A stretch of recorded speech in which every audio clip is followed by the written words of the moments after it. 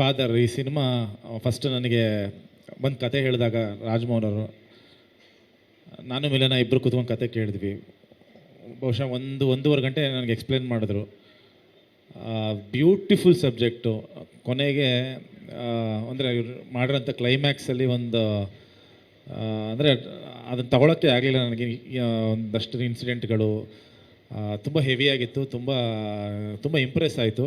But cinema ಮಾಡ್ತೀನಿ ಮಾಡಲ್ಲ ಗೊತ್ತಿರಲಿಲ್ಲ. ಮಿಲನ ಫಸ್ಟ್ ಹೇಳಿದ್ದು ಈ ಸಿನಿಮಾ ನೀವು ಮಾಡಬೇಕು ಅಂದರು. ಅದು ಡೈರೆಕ್ಟ್ರು ಮುಂದೆನೇ, ಈ ಸಿನಿಮಾ ನೀವು ಯಾವುದೇ ಕಾರಣಕ್ಕೂ ಬಿಡಬೇಡಿ, ಈ ಸಿನಿಮಾ ಮಾಡಿ ನೀವು ಅಂದರು. ಯಾಕಂದರೆ ಜನರಲಿ ಒಂದೆರಡು ದಿನ ಬಿಟ್ಟು ಹೇಳ್ತೀವಿ ಅಂತ ಹೇಳೋದು ಅದೊಂದು ವಾಡಿಕೆ ಇರುತ್ತೆ. ಸರಿ ಆಮೇಲೆ ಫೋನ್ ಮಾಡಿ ಹೇಳ್ತೀವಿ, ಇನ್ನೊಂದು ಹೇಳ್ತೀವಿ, ಆ ಥರದ ಒಂದು ವಾಡಿಕೆ ಇರುತ್ತೆ. ಬಟ್ ಇಮ್ಮಿಡಿಯೇಟ್ ಇಲ್ಲ ಈ ಸಿನಿಮಾ ನೀವು ಮಾಡಿ, ತುಂಬ ಚೆನ್ನಾಗಿದೆ ಅಂತ. ಸೊ ಆಮೇಲೆ ಚಂದ್ರು ಸರ್ ಫೋನ್ ಮಾಡಿದ್ರು, ಹೇಗನ್ನಿಸ್ತು ಬ್ರದರ್ ಕತೆ ಅಂದರು. ಅದ್ಭುತವಾಗಿದೆ, ಕಣ್ಣು ಮುಚ್ಕೊಂಡು ಮಾಡ್ಬೋದು, ತುಂಬ ಚೆನ್ನಾಗಿದೆ, ಅದು 100% ತುಂಬ ಒಳ್ಳೆಯ ಹೆಸರು ಕೊಡುತ್ತೆ ಅಂತ. ಡೆಫಿನೆಟ್ಲಿ ಈ ಸಿನಿಮಾ ತುಂಬ ವರ್ಷಗಳು ನೆನಪಲ್ಲಿ ಉಳಿಯುವಂಥ ಒಂದು ಸಿನಿಮಾ ಅಂತ ಆಗುತ್ತೆ. ಆ್ಯಂಡ್ ರಾಜಮೋಹನ್ ಅವರು ಅದ್ಭುತವಾಗಿ ನಮ್ಗೆ ನರೇಟ್ ಮಾಡಿದ್ರು. ಅವರು ಡೆಫಿನೆಟ್ಲಿ ಅದನ್ನು ಸ್ಕ್ರೀನ್ ಮೇಲೆ ತಂದೆ ತರ್ತಾರೆ.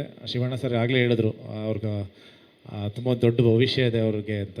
ಸೊ ನನಗೂ ಒಂದೇ ರೇಟಿಂಗಲ್ಲಿ ಭಾಳ ಇಂಪ್ರೆಸ್ ಮಾಡಿದ್ರು.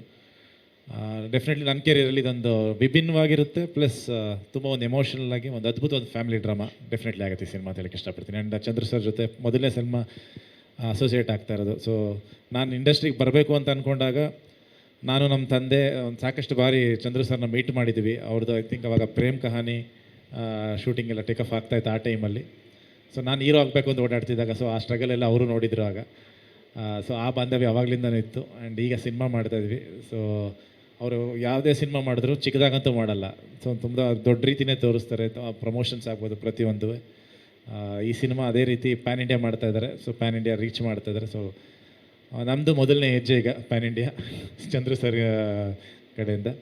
ಆ್ಯಂಡ್ ಅಮೃತ ಅಯ್ಯಂಗಾರ್ ಈ ಸಿನಿಮಾದಲ್ಲಿ ನನ್ನ ಜೊತೆ ಮಾಡ್ತಾಯಿದ್ದಾರೆ. ಒಂದು ವಿಭಿನ್ನವಾದ ನಾವು ಆ್ಯಕ್ಚುಲಿ ಚಂದ್ರು ಸರ್ಗೆ ನಾನೇ ಹೇಳಿದೆ, ತುಂಬ ಫೋರ್ಸ್ ಮಾಡೋದಿಲ್ಲ, ಅಮೃತನೇ ಸೂಟ್ ಆಗೋದು ಇದಕ್ಕೆ, ತುಂಬ ಚೆನ್ನಾಗಿ ಸೂಟ್ ಆಗ್ತಾರೆ ಈ ಪಾತ್ರಕ್ಕೆ ಅಂತ. ಅದು ನೀವು ತೆರೆ ಮೇಲೆ ನೋಡಿದಾಗ ಗೊತ್ತಾಗುತ್ತೆ ಯಾಕೆ ಅಂತ. ಸೊ ಇನ್ನು ಗೊತ್ತಿಲ್ಲ ಕತೆ ಬಗ್ಗೆ ಎಷ್ಟು ಬಿಟ್ಕೊಡ್ಬೋದು ಅಂತ.